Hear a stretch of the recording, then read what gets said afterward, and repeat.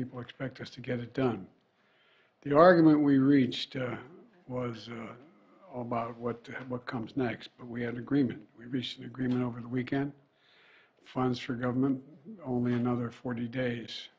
We cannot and should not again be faced with an 11th hour decision of brinksmanship that threatens to shut down the government. And we know what we have to do. We have to get it done in a timely fashion. More than anything, we need to change the poisonous atmosphere in Washington. You know, we have strong disagreements, but we need to stop seeing each other as enemies. We need to talk to one another, listen to one another, work with one another, and we can do that. I join with Minority Leader Jeffries in saying that our Republican colleagues remain committed to working in a bipartisan fashion. We were prepared to do it as well for the good of the American people. Twice in the last 6 months, both houses came together on a bipartisan basis. Once to avoid default, once to keep the government open. And while we should never have been in this situation in the first place, I'm grateful that leaders on both sides came together, including former Speaker McCarthy, to do the right thing. Now, turning to student debt relief. When I ran for president, I vowed to fix our broken student loan program. Because while a college degree is still the ticket to a better life, that ticket has become excessively expensive. Americans who are saddled with unsustainable debt in exchange for a college degree has become the norm. Since my administration has taken significant action to provide student debt relief to as many borrowers as possible, as quickly as possible. That starts with making sure the existing system works and the way it was supposed to work for student borrowers. We fixed what was called the Public Service Loan Forgiveness Program, which was designed originally to make sure school teachers, firefighters, social workers, and other public servants can get their student loans forgiven if they make 10 years of payments and do 10 years of public service. By the time I took office, that program had been in place for nearly 15 years. But because of red tape, only 7,000 borrowers had been helped. Well, today, thanks to the reforms, more than 700,000 borrowers have had their debts forgiven. Just the other day, I spoke with Tanya and Chad, a married couple in their 50s, who both work at public high school in Milwaukee. For years, they paid over $800 a month toward their student loans. It meant they couldn't put away any money for retirement. And this summer, thanks to fixes we made to the debt relief program for people in public service, Chad and Tanya's remaining balance was forgiven. Tanya said, quote, "The amount of relief this gives us is indescribable," end of quote. Now they can finally start savings for retirement. Next, we fixed what's called the income-driven repayment program. And here's how that works. If you have an undergraduate loan, after 20 years of straight paying, not missing paying the debt on a monthly basis, whatever is left of your loan is forgiven after 20 years. But because of administrative failures, some people who did pay their loans for 20 years or more did not get the debt relief they had earned.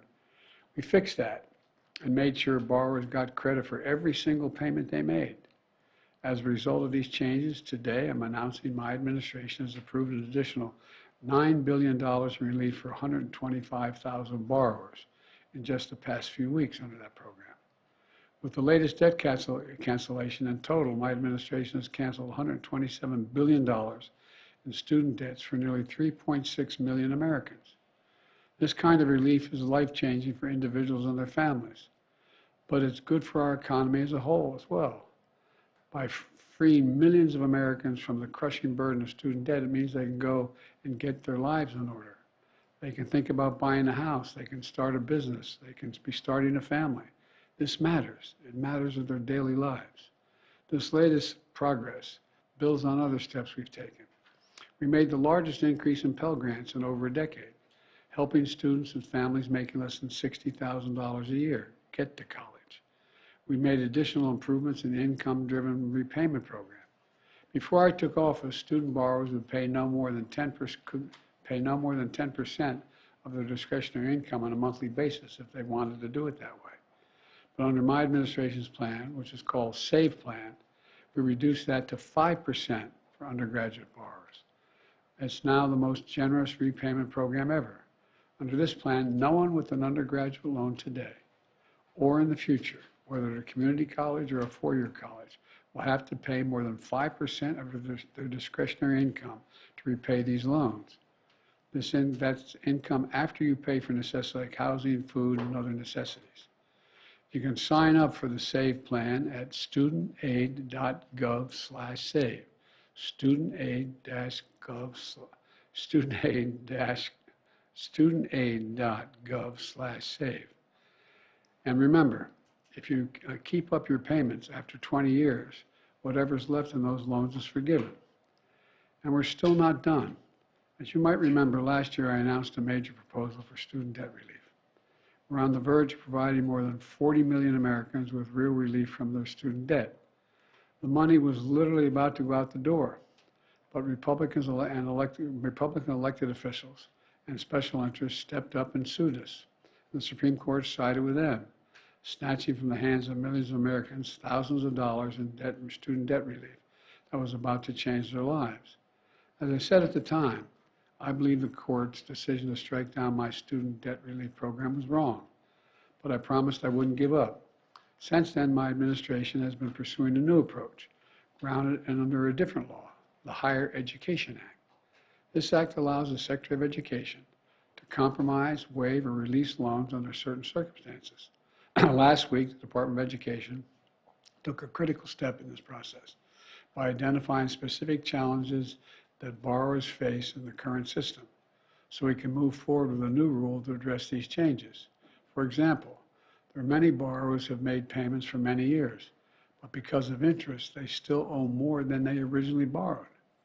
My administration is doing everything it can to deliver student debt relief to as many as we can, as fast as we can.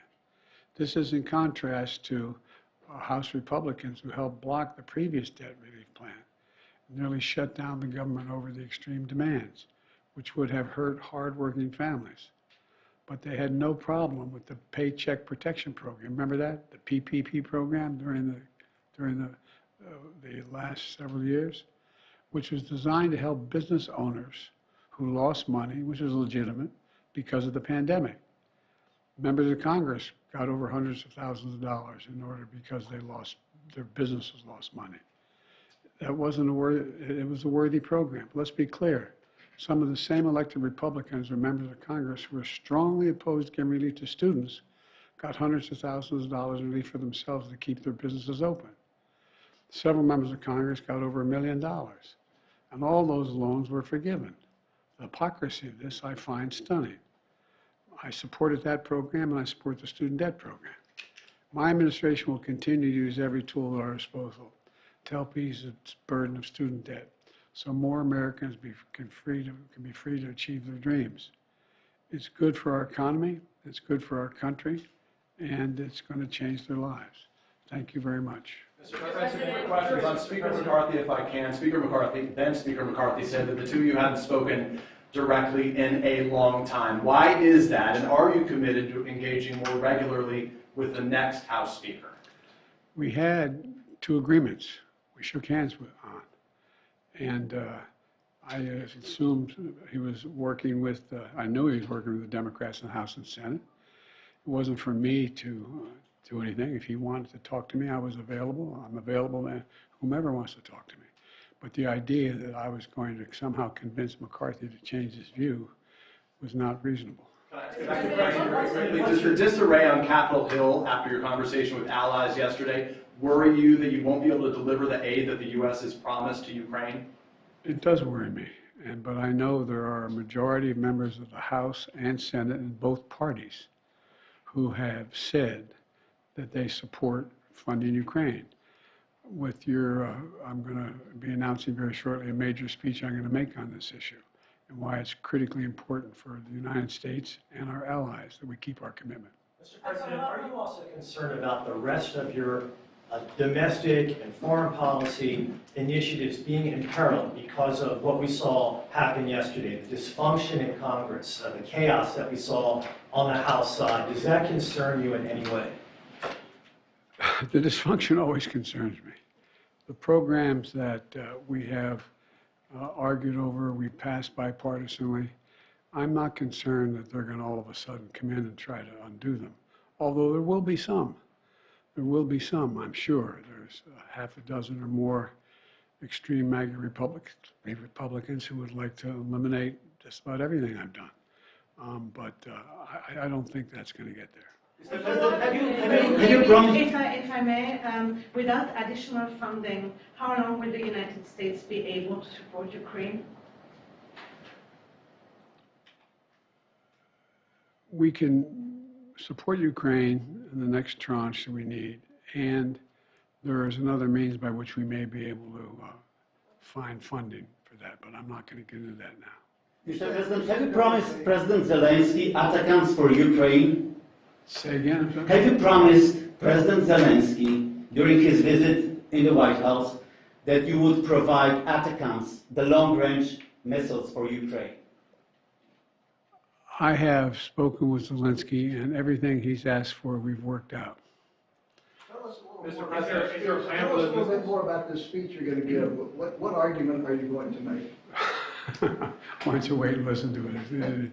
I'm going to make the argument that it's overwhelmingly in the interest of the United States of America that Ukraine succeed. And it's overwhelmingly in our interest. I've spent 2.5 years putting together coalitions that no one thought could be put together. And they've strengthened us across the board, not just as it relates to Ukraine, whether it's Japan and South Korea, or whether it's what's happening in Europe itself. And so I think that it's clear to the vast majority of the foreign policy community on both left and right that this has been a valuable exercise for the United States of America to increase the support we have around the world. And what I don't want to do is we put together over 50 nations supporting Ukraine. And we are the organizer of that. I met with, don't hold me to the exact number, 16 or 17 yesterday, in a long conversation, and made the case that I knew that the majority of the American people still supported Ukraine, and the majority of the members of the Congress, both Democrat and Republican, supported. So I don't think we should let them gamesmanship get in the way of blocking it. Mr. President, what is the plan for this? Sir, not that they're asking you, what's your advice to the next House Speaker?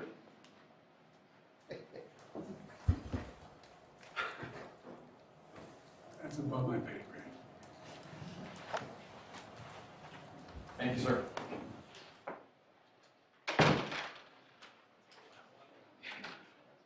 Okay, thank you, everybody.